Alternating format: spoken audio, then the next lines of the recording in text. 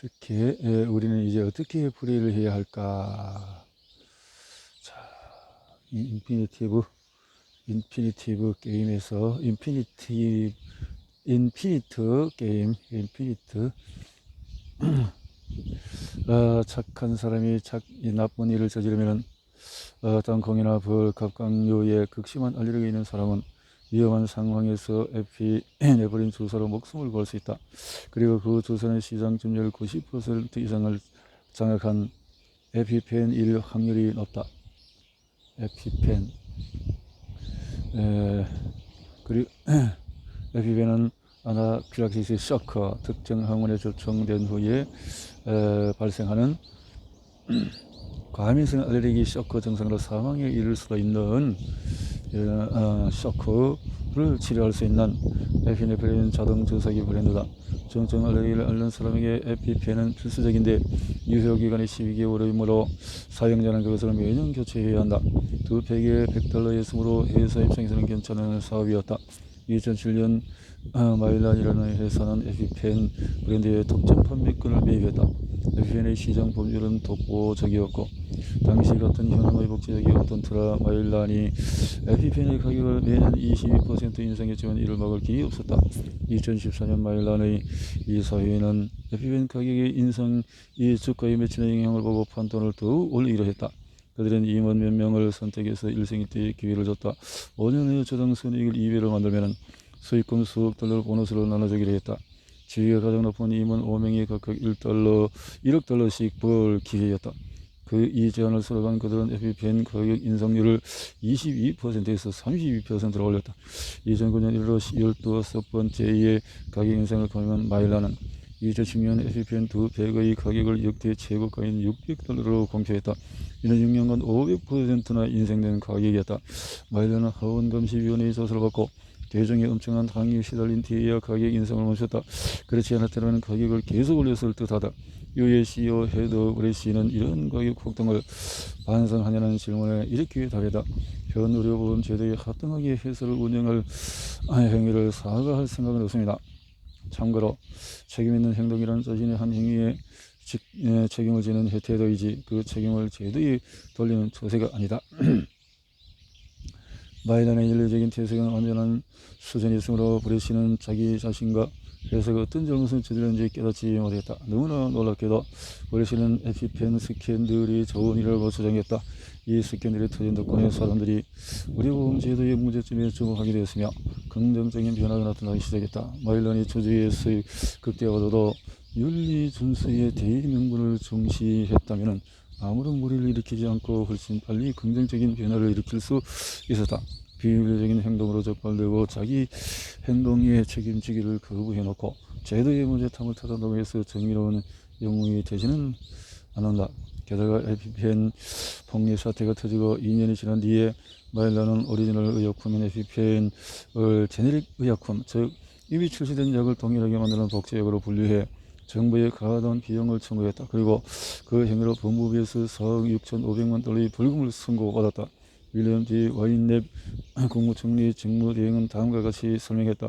마일란은 메디케이드 저소득층과 장애인을 위한 미국의 공공의료보험 제도로 들어갈 비용을 줄이기 위해 오리지널 의약품인 에피펜을 제네릭으로 분류했다.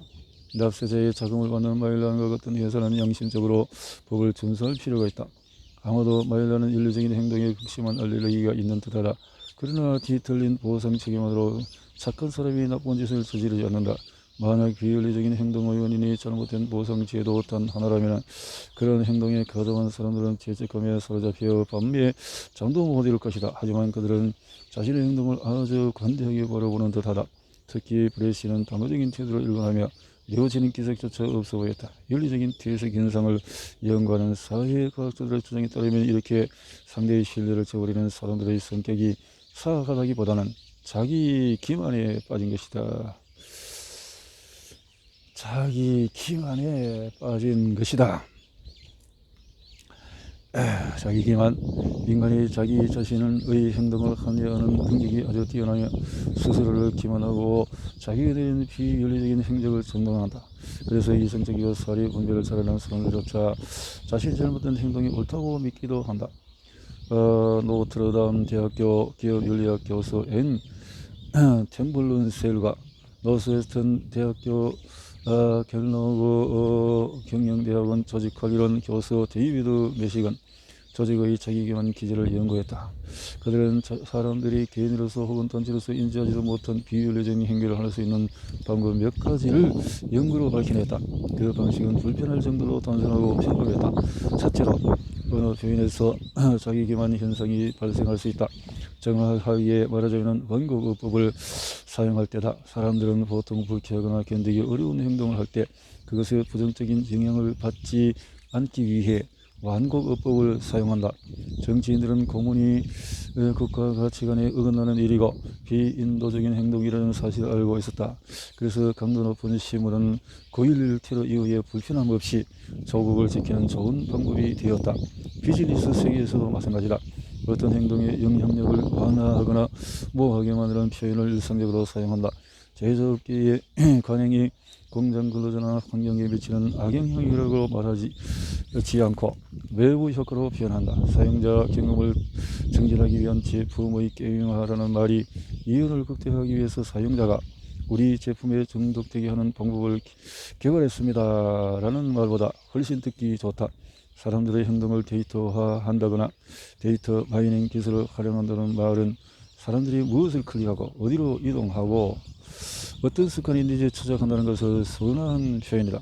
정리해고 대신에 이런 감촉이라고 한다거나 온라인 발권 대행사에서 예매 수수료를 서비스료라고 부르는 경우도 마찬가지다.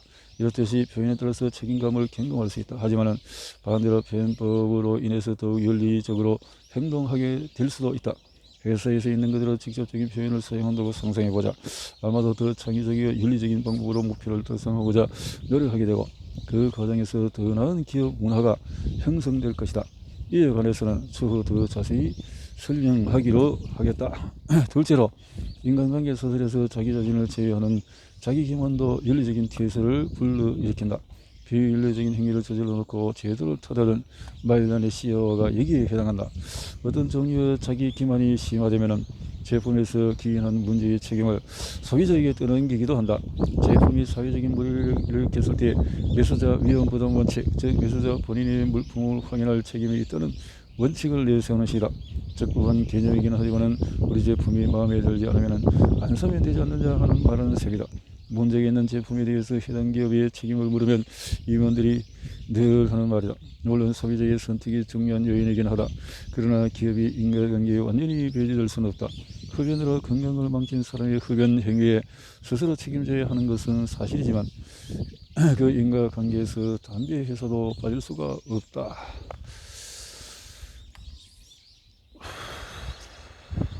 또한 기업이 법적인 책임을 졌다고 해서 윤리적인 책임까지 다했다고 보기는 어렵다. 예를 들면 기업들은 고객의 거래 여건을 확인했다고 클릭만 하면은 뒤에 어떤 일이 일어나도 책임질 필요가 없다고 생각한다. 이는 법적으로는 사실일 수 있으나 윤리적으로는 그렇지 않다. 인스타그램, 스냅챗, 페이스북과 수많은 모바일 게임 회사가 중독성 있는 서비스를 공급하는데 아직 관련법이 제정되지 않았다는 이유만으로 그들에게 아무런 책임이 없다고 할 수는 없다.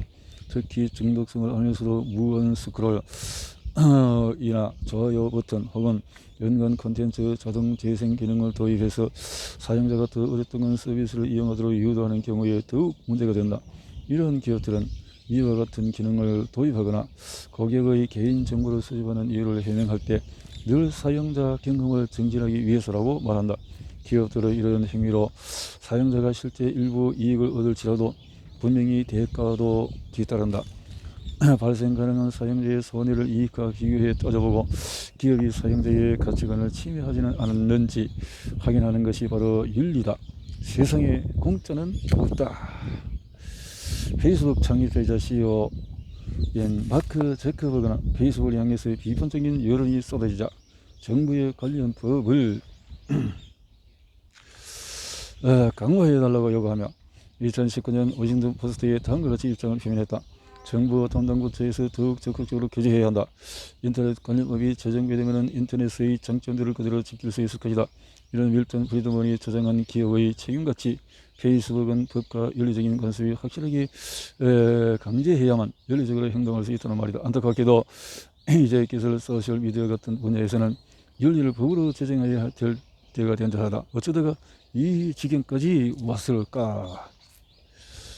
테머런셀 교수와 매식 교수에 따르면 미끄러운 경사면의 오류, 미끄러운 경사면을 타기 시작하면 순식간에 밑바닥에 떨어지는 현상, 또 윤리적인 퇴색으로 이어지는 자기 기만에 해당한다. 윤리 위반 행위가 하나둘씩 용인되면 위반은 더 자주 일어나고 강도도 더욱 심해진다. 그러다 보면 기업 내부의 윤리 기준이 조금씩 느슨해지기 시작한다. 사람들은 모두 다 이렇게 하니까 괜찮을 거야 같은 생각을 하게 된다. 이러한 게임에 빠져있는 리더는 기업의 미끄러운 경사면 위에 있다는 사실을 깨닫지 못하거나 알면서도 외면한다. 수익성이 높기 때문이다. 반면에 무한게임식 기업에서는 비윤리적인 아이디어가 나오더라도 절대 가까이 가서는 안 될 해로운 발상으로 결론이 난다.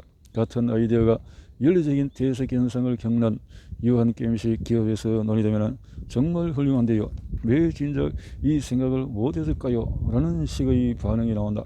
직원의 신뢰도가 어떻든 성과에만 집중하는 불균형한 보상체계까지 더해지면 기업의 윤리성은 마치 기름칠이라도 하듯이 미끄러운 경사면을 타고 바닥까지 치달으며 결국 조직 내의 윤리적인 퇴색 현상이 만개하게 된다. 마일란이 에피펜의 가격을 한꺼번에 대폭 인상하지 않고 조금씩 정기적으로 인상한 까닭은 끓는 물 속의 개구리처럼 소비자의 충격을 완화하고 사회적인 용인을 받기 위해서였다. 하지만 에피펜 폭리 사건은 기업의 윤리적인 퇴색을 드러내는 일이기도 했다. 마일란은 짧은 기간 동안의 시차를 두고 가격을 인상한 결과 실적이 수직으로 상승했다. 실적 수치가 고공행진을 하자 마일란의 임원들은 거액의 보너스를 어떻게 쓸지 상상하기 시작했을 것이다. 사익에만 몰두한 그들의 눈에는 가격 인상의 윤리적인 문제는 보이지 않았다. 그래서 그들은 목표치를 더 빨리 달성하고자 가격 인상률을 더욱 높였다.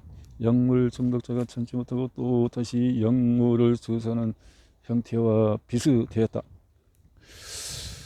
마일란과 웰스 파고에서 일어난 이런 윤리적인 퇴색의 극단적인 사례다. 어떻게 기업에서 윤리적인 퇴색이 작용하는지 여실히 보여줬다. 하지만 이렇게 심각한 사건이 발생하지 않았다고 해도 방심해서는 안 된다. 사기 행각이나 스캔들이 공개되지 않았다고 해서 문제가 없다고는 할 수 없다. 사실 자세히 살펴보면 여러 기업에서 윤리적인 퇴색의 징조가 이렇게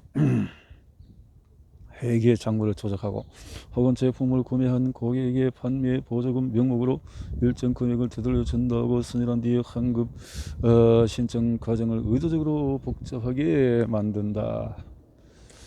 사람들이 그렇다는 거죠. 이중으로 상자에서 바코드를 잘라내고 또 신청서를 작성하고 영수증을 첨부해서 우편으로 보내던 복잡한 과정을 요구하면 대부분 사람들은 귀찮아서 환급받기를 포기하는 그런 것을 노리는 전략이다. 식음료 회사에서 제품의 영양 성분을 강조하면 건강에 해로운 성분을 숨기다거나 설탕 함유량이나 열량을 적게 보이려고 일회 제공량을 터무니없게 설정하는 행위도 윤리적인 퇴색의 예다. 열간 예시들 모두 불법은 아니지만 하지만 불편한 감정을 불러일으킨다. 이러한 행동이 하나둘 사회적으로 용인되면 결국 표준 관행이나 업계 기준이 된다. 윤리적인 퇴색은 자기 기만에서 나온다. TMS라는 웰스파고의 새 CEO로 부임하며 경영진의 문제의 전체적인 양상과 심각성을 너무 늦게 깨달았다고 인정했다.